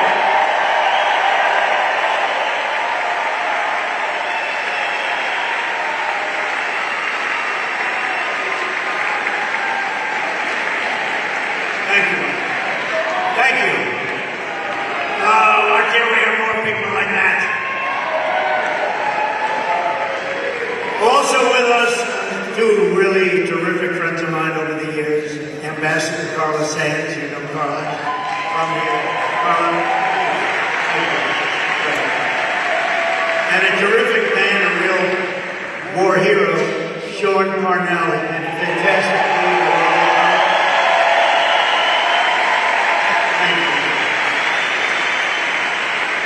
In 4 incredible years under our administration, we achieved more than any president in our lifetimes. We got great reviews, even from the people that don't necessarily like us. The things we did, we delivered the largest tax cuts in history, the largest regulatory cuts in history, and likewise, we built the greatest economy in the history of the world.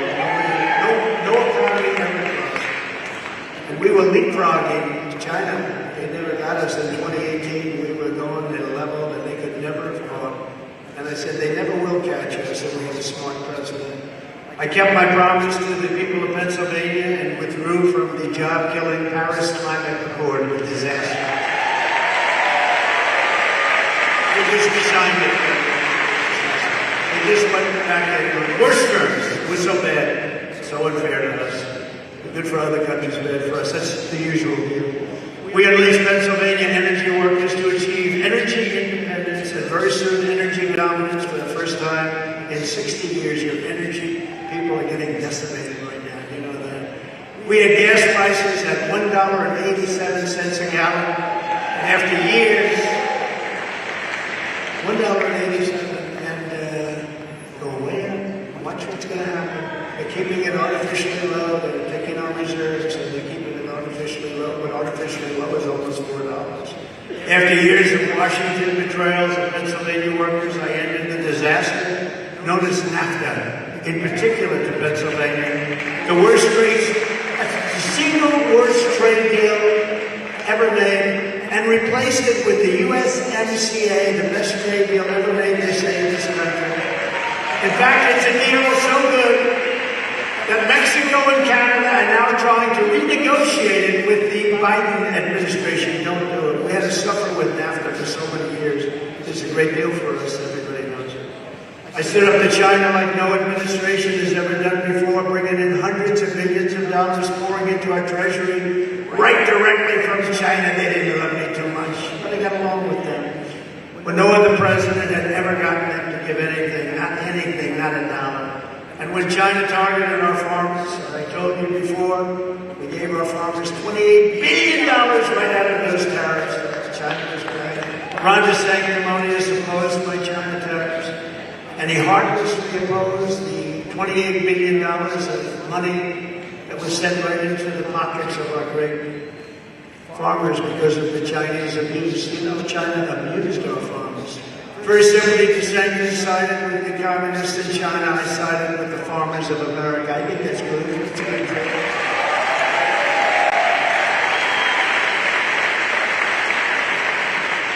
A little known fact is that DeSantis, and remember this, when you start off a certain way, these guys will tell you, there's a saying, when you start off a certain way, they believe in low taxes, they believe in think so it's okay. But when you start off a certain way as a politician, you always go back to that. DeSantis strongly opposed a thing called Social Security, and he wanted to raise the age minimum to be 70, raised up to 70, which is a long way. And he also wanted to obliterate Medicare. Now, he voted at least 4 times on Social Security to destroy it. He'll get back there. I don't know what he's saying now. I don't think anybody cares too much anymore. In fact, this speech has obviously been very effective because he's gone to hell. But I don't even know why I read things, to be honest with you. You know, when you kill a snake, make sure the snake is dead. We created the most secure The U.S. has built nearly 500 miles of border wall, got Mexico to give us 28,000 soldiers. How about these lightweights? They say, oh, you never got Mexico to give money for the war. I got them to give us 28,000 soldiers free of charge for years. That's why we have the best border numbers in history. 28,000 free of charge. And I said to them, you've got to give us soldiers. No, we will not do that. Oh, we will not do that. No, you have to give us soldiers for this because, people are pouring through Mexico. You have to give us soldiers. Long border, one of the longest borders. You have to give us soldiers. No. I said, but you will. No, we will not. No, you will. 100%.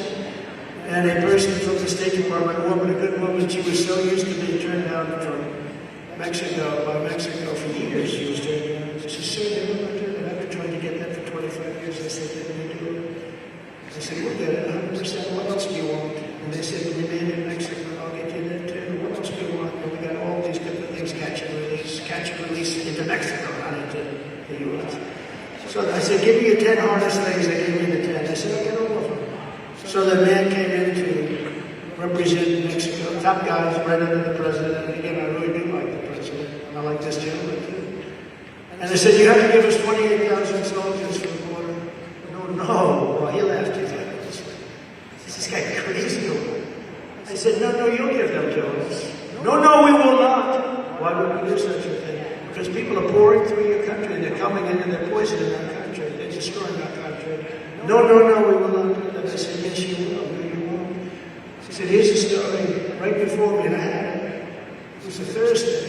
She said, on Monday morning, I'm giving you a whole time, at 8 o'clock in the morning, I think it's at 8, you will be charged a tariff of 25% on all cars and all Mexican product coming into the United States. No, that is not right. I said, no, it is right. Either we get the 28,000 soldiers, or that's what's going to happen. May I be excused? I'd like to call somebody. Who? The president. He called the president, came back in front of us. We would be, he just said this, sir, we would be delighted to give you 28,000.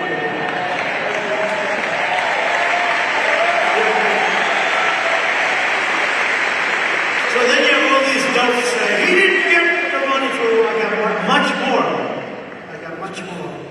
And we then negotiated where we had to remain in Mexico. They had to remain here. They would take people that we didn't know anything about. They would go into the United States. We'd never find them again. They said, we want to remain in Mexico. And we did that. We got to remain in Mexico. And we deported illegal alien gang members, MS-13, by the tens of thousands. We appointed over 300 federal judges and 3 great Supreme Court justices. And if you look at what's happened over the last 2 weeks, the Supreme Court has really done a job. Including the fact that if you have great marks and you've worked hard and everything else, you're going to get into college. Not somebody that's done very poorly and getting into college. Who thought that was ever going to happen?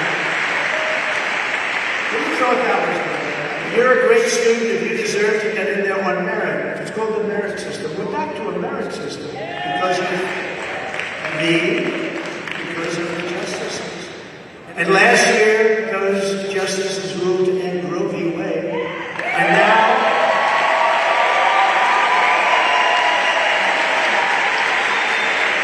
very tricky politically, I have to speak about it properly, very tricky politically. And now pro-lifers have a tremendous power to negotiate, which they didn't have before the termination. This moves the issue. I want to talk about this issue quickly because this moves the issue back to the states where all legal scholars on both sides felt it should be.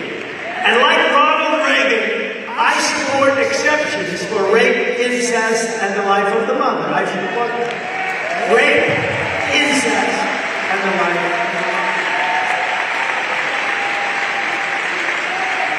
And you have to go and be ruled by your heart.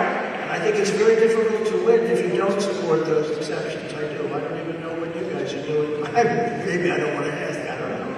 But I think it's very hard to win if you don't support. Really, Reagan did it. I did it. I ran against Hillary. You remember that famous evening? She said she'd be willing to rip the baby out of the womb in the 9th month. And even she winced at it. Because, remember this, the Democrats are the radicals on this issue, not us. Because they're willing to kill babies in their 5th, 6th, 7th, 8th, 9th month, and even after birth. Even after birth, they're willing. So they're the extremists. And if you speak about this issue properly, and what you really have is now that it's been terminated, you have a tremendous power to negotiate something that's fair for everybody.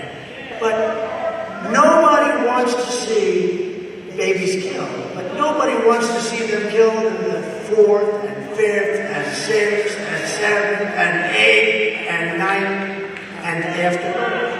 So if you can turn that issue around, you're going to make that issue a great issue instead of an issue where we lost. Because we had a lot of politicians running that had no idea how to talk about that issue. They were afraid of that issue. And these guys know how to talk about it. But you had a lot of politicians that didn't understand it. They knew we had a victory, but they didn't know how to handle that victory. And now they do. They are the radicals, not us. I fully rebuilt the U.S. military, created Space Force, defeated ISIS, and brought our troops back home. I was the president, first in decades, who didn't start a war. Remember Hillary used to say, he's going to get us into war because of my personality.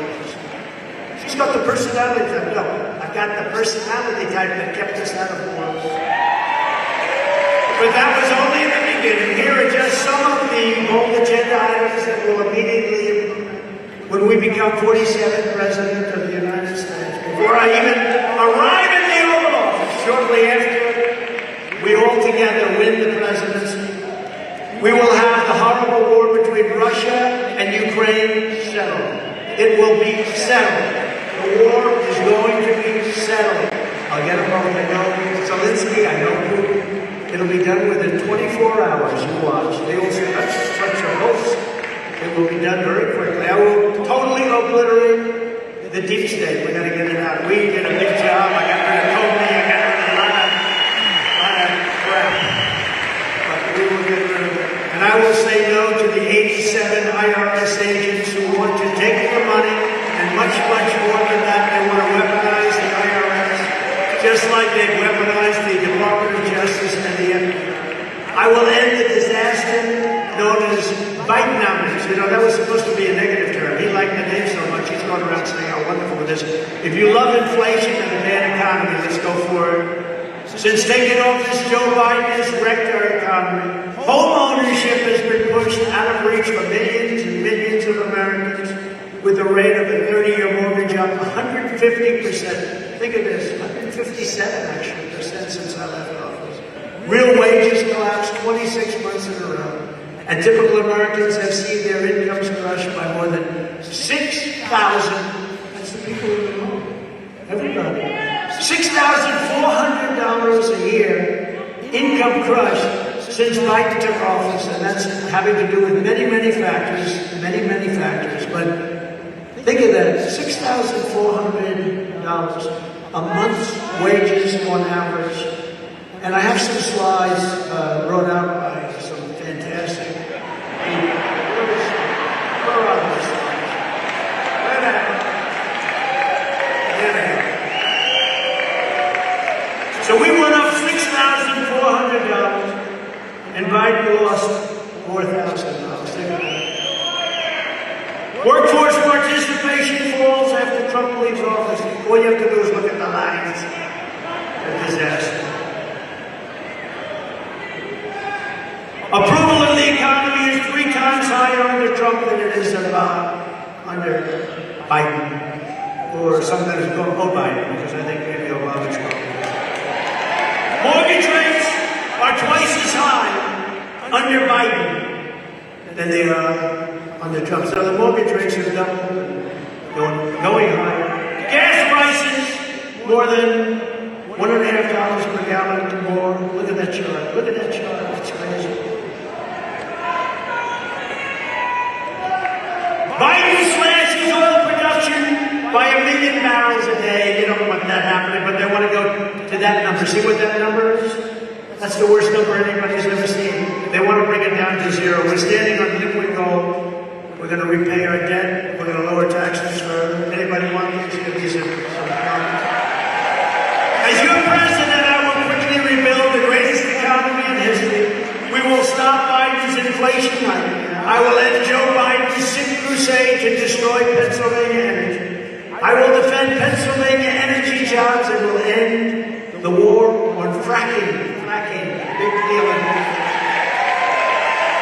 We will again put America first to bring back the jobs to Pennsylvania. I will oppose a border tariff on all foreign-made goods.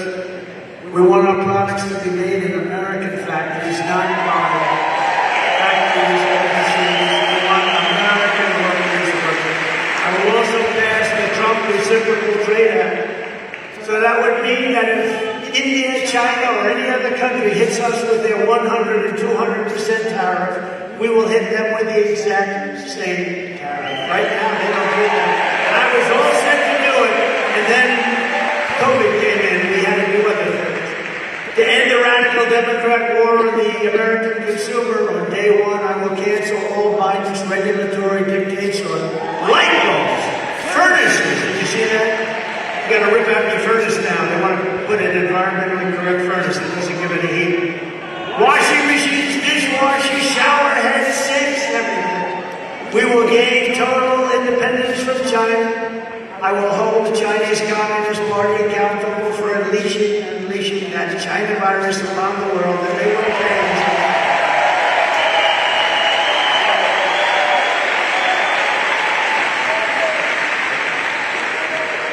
And we will go back, by the way, to electric cars and gasoline cars and hybrids and everything else. You're going to buy everything, you're going to be stuck. How about California today? They announced massive blackouts. And then they want to have all electric cars. They don't have enough electric to keep an air conditioner on. The whole state is blacked out, and they want to put all electric cars. These people, I'm telling you, I think they hate our country. We're going back to everything. You want an electric car, you can buy them like the other 5% of the population. You want a car that you stay in for an hour and 12 minutes? You know what your signal thought is? And a friend of mine has an electric car. And I'm not knocking it. Everything's good. Everything. You gotta have a choice. Some people like it, some people don't. He says, I get into an electric car, it's all charged up. After 10 minutes, the only thing I'm thinking about is where am I getting my next charge? But if you want to go into a great industry, if Biden's plan never went through, which it won't, I don't even believe it could, but it never went through. If you want to get into a great business, all the men and get great business people sitting up here. Great business people in this area. This area is amazing. I know so many of them. If you want a good business with all electric cars, go into the tow truck business. Because you'll be towing people all day long.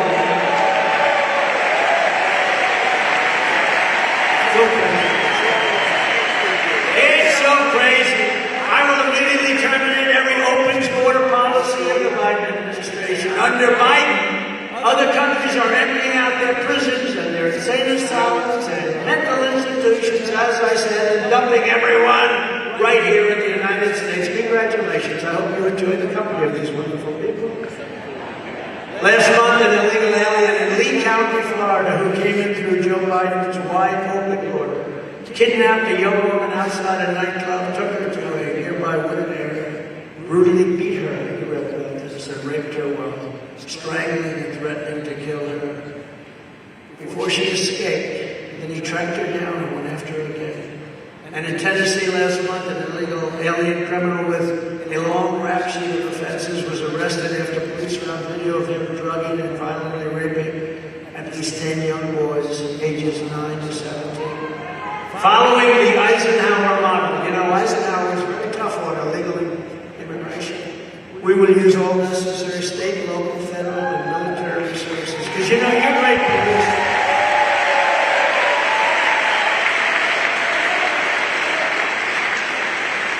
You have great police in Pennsylvania, and your great police know where the bad ones are. They know my name. You got to go local.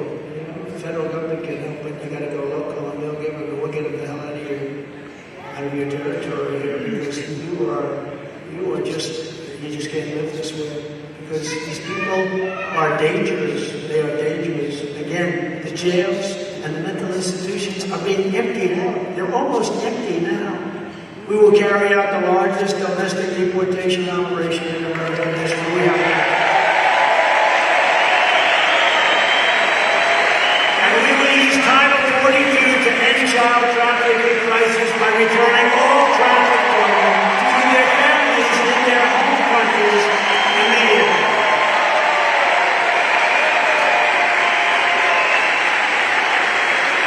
This month in North Dakota, a Syrian refugee allowed in by Barack Hussein Obama. Has anybody ever killed a 23-year-old police officer and injured two others very badly, and an innocent civilian when he fired 60 rounds of ammunition from the back of his truck.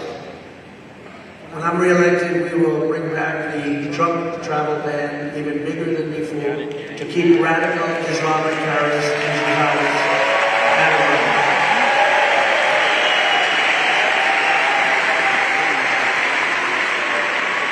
And I wouldn't speak about it in the before situation.